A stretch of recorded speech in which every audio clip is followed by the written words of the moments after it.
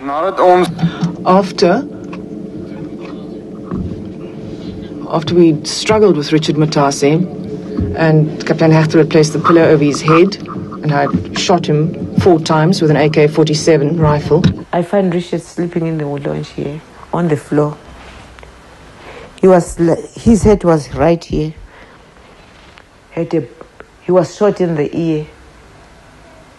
And pieces of his skull, they were on the floor.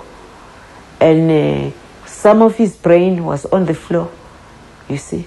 So I left Richard again, rushed to the bedroom, looking for Tiriso now. I find that Tiriso's bedroom was upside down. Yeah, everything was there. The trunks, what trunk? These trunk, big trunks, the police trunks, was quite open. All the documents, they were out, you see. I looked for Tiriso. I thought maybe his corpse is underneath those things. I couldn't find the child.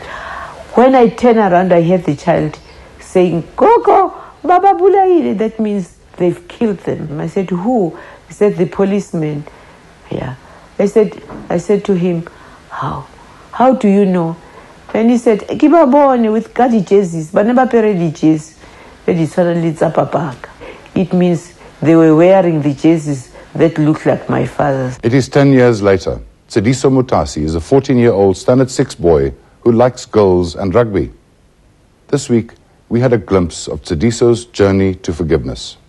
My name is Tsidiso. I stay in Jablani. My surname is Motasi. And I'm 14 years old. And I stay with my granny and my grandfather and my cousin. And my hobbies are like, I like girls, I like to go to movies, and sometimes I phone my friends and I watch TV. I play rugby. I want to be a writer. So in future that our kids know the history of South Africa, what happened in South Africa, but our parents and others of my kind of like orphanage. What they're called? Orphans, yeah. Yeah, orphans.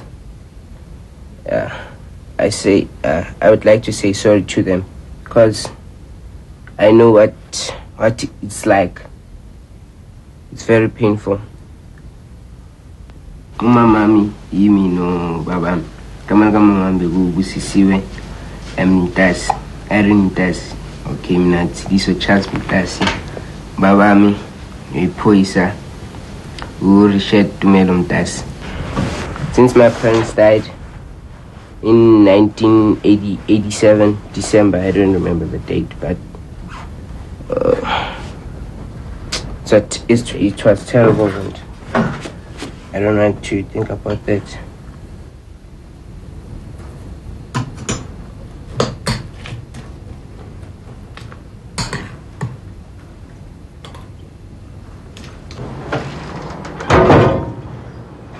I feel like doing something.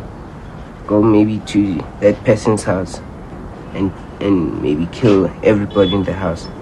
Because what they did to me, it's like they killed me because they killed my parents. I find school very interesting because at Soweto we didn't have so much activities as this school, and it's great to learn a new language in this school. I like my teachers.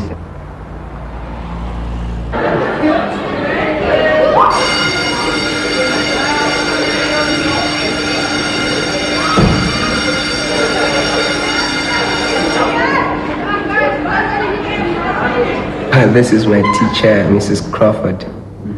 She's my favorite English teacher, and I like her. So I wouldn't call him average.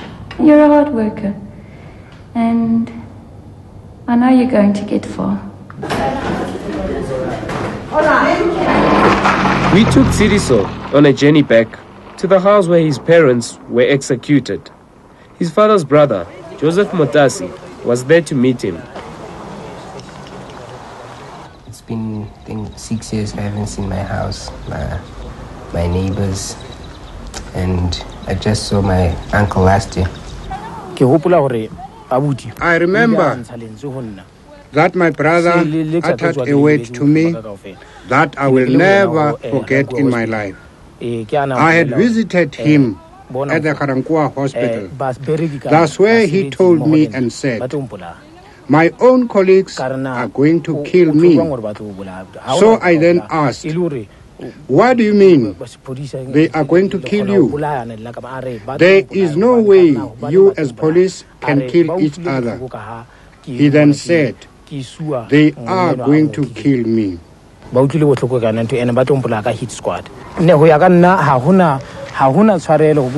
to me, there is no forgiveness. I hear that we are supposed to forgive them and so forth. With me, there is no forgiveness that I can give those people.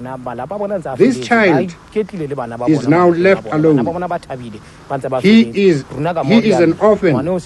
He has no parents. We are still left with bleeding hearts, but we are expected to forgive. I do believe in myself.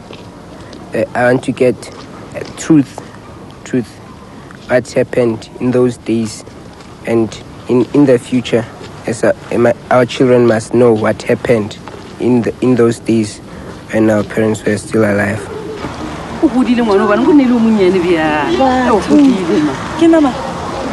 All I remember is that in the morning, my neighbors, I think these neighbors next door to me, came into the house and woke me up. And when I saw my mother there, she was shot in the head and my father was shot in the head. And I didn't know that they died. I just said, oh, father, wake up. And my next door neighbors took me into their house and I stayed there maybe for, I think, 3 hours. I was standing next to the killer of my father. And I didn't know that he was the killer of my father.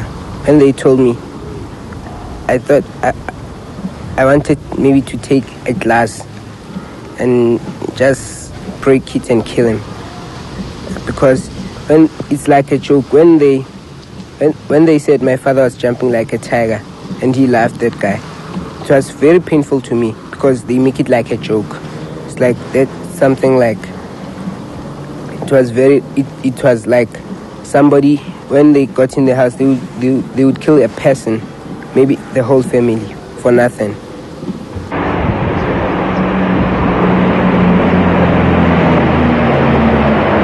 Paul van Vuren, one of the 5 policemen implicated in Richard and Busisiwe Motasi's murder, offered to meet Sidiso.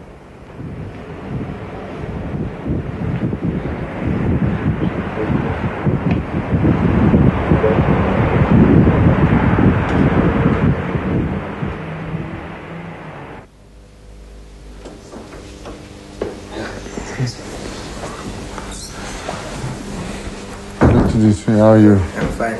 No, I'm glad to hear that. Okay. It's Manda, his cousin. Hello, Mandla. How are you? I'm fine. Listen, let me tell you. Now, all the people always say, we must say sorry. Are you sorry? And just to say I'm sorry is an empty word. Yeah. Do you know what I mean? Can you really be sorry? It's the first time in my life. No, it's the second, no, it's the third time in my life that I meet you. But sorry, I'm not the type of person that come and say, I'm sorry. I don't even know you. You know what I mean? If I look back at the whole what happened in apartheid and now, then I'm sorry about what happened to your parents and to you, because it was a waste of human life. I'm sorry for that. I know that you must hate me. I know if somebody killed my parents, and I would feel maybe I would have been much more hateful than you. And I can't really say how would I feel. I can just imagine how would I feel. Like, I don't have parents. Yes. My granny can die any day because she's old now. Yes. So if she dies, who's going to take care of me?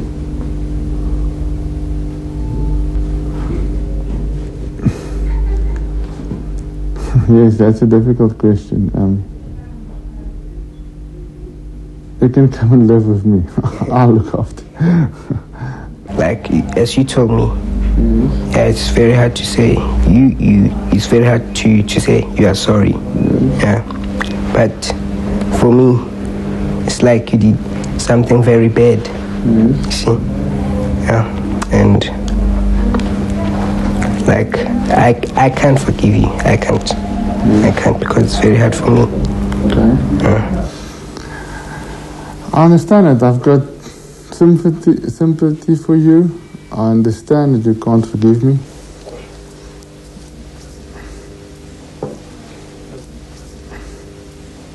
And today, it's like it's my day, because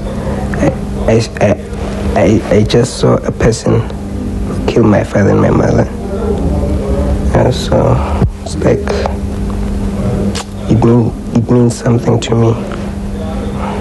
What's that meaning? What's that meaning? A person who killed my father came to me and said sorry. And